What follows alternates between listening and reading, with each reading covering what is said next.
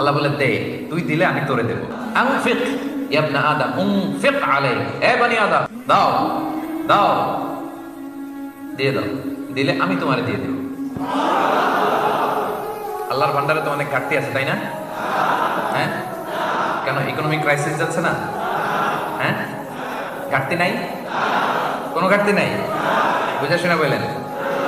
আল্লাহ কি বলে শোনেন, আল্লাহ বলে লাউ আন্না আউওয়ালাকুম ওয়া আখিরাকুম ওয়া ইনসাকুম ওয়া জিন্নাকুম কামু আলা সাঈদিন ওয়াহিদ, পৃথিবীর শুরু থেকে শেষ পর্যন্ত যত মানুষ, যত জিন, যত প্রাণী আছে, সবাই যদি বিশাল মরুভূমির সামনে দাঁড়ায়, সবাই আল্লাহর কাছে আল্লাহ দিয়ে বলে যা মনে চায় চাইতে থাকো, আল্লাহ এটা লাগবে, বাড়ি লাগবে, গাড়ি লাগবে, এটা লাগবে, ইচ্ছা মতো চাইলেন। আল্লাহ বলে সবার যা যা মনে চায় সবও যদি আমি দিয়ে দেই, আমার রাজত্বের ক্ষমতার 1 ইঞ্চিও কমবে না।